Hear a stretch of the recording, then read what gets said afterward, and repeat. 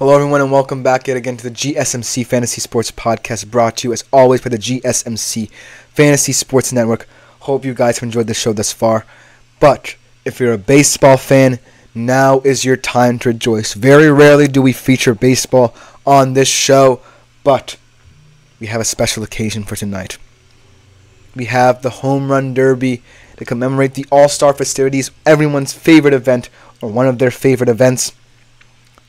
So tonight, in memory and commemoration of this event, let us go into this segment with open minds as we discuss the betting favorites for the Home Run Derby. Now this field seems to be very open, only 8 players in it, a lot of talent, a lot of intrigue. Without further ado, let's jump right into it, starting off with the 8th best favorite, Alec Bohm, plus 1,600. He just doesn't seem like someone who can sustain playing this home run derby game where fatigue will certainly set in over rounds, because while he hits the ball hard, gets good contact, 37.8% hard contact rate this year, Alec Bohm does not strike me as a home run threat. It hasn't really translated to the amount of home runs he's hit either.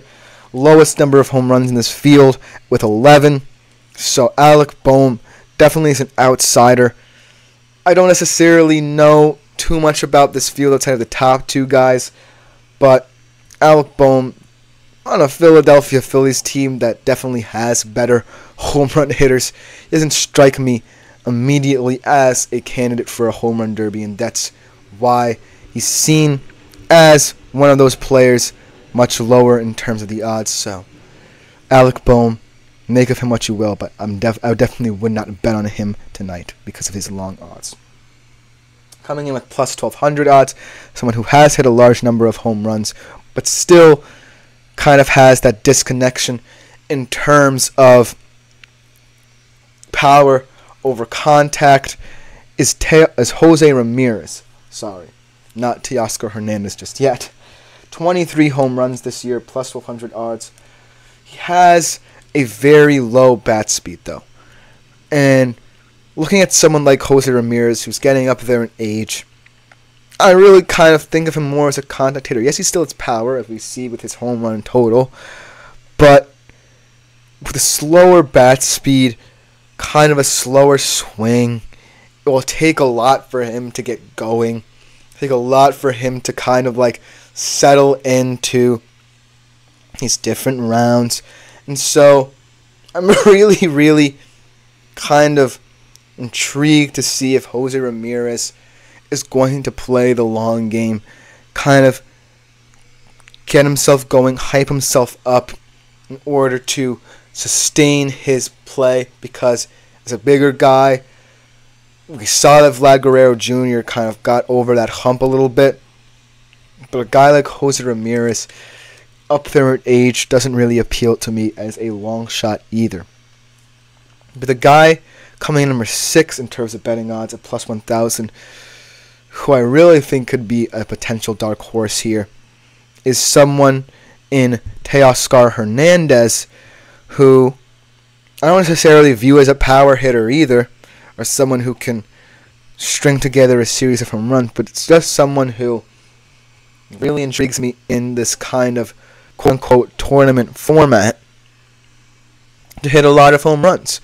And so, looking at his 19 home runs, it's a solid total. 14.9% bat-to-barrel rate. That's a solid number. In terms of strikeouts, though, he has the 9th most in the league with 106. But tonight, in this event, I really think that to get himself going, he's going to have a game plan. You know, you can't take as many swings and misses in this kind of style of play. You're going to want to get off as many home runs, but might favor him a little bit if he can get it to a swing off where you have 2 minutes to hit as many home runs as possible.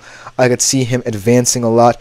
So at plus 1,000 tonight, if you are betting on this event, I think that Teoscar Hernandez is a nice little dark horse for you guys, especially considering that the top 2 in this field might be slugging it out early and often that could fatigue them a little bit, but I think that Teoscar Hernandez should not be overestimated in terms of this tournament, and I think that he will be my dark horse in this home run derby. But coming in, the 5th best odds is Bobby Witt Jr., the young shortstop out of the Kansas City Royals. I just think that Bobby Witt at plus 600, I see him as a more poppy player, you know. He's a much more contact-oriented guy.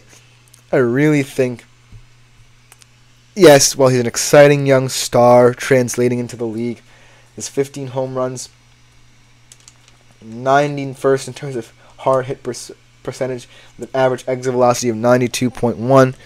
I think that the reason I'm picking him is because in this format, you're not necessarily looking to just get contact. You're looking to really find a rhythm. And Bobby Witt doesn't seem like a rhythm kind of player. He's going to have moments where he's just going to be hitting long fly balls or short grounders into the open field, and that's going to really hinder him. I think that he is not in a matchup that's matching up with him well. I think he's matched up with Teoscar Hernandez in the first round. And so, as someone who is younger, it's a good profile, it's a good look for the MLB to bring someone like Bobby Witt Jr. in to make this more fun. I just think that at plus 600, he's not the safest bet.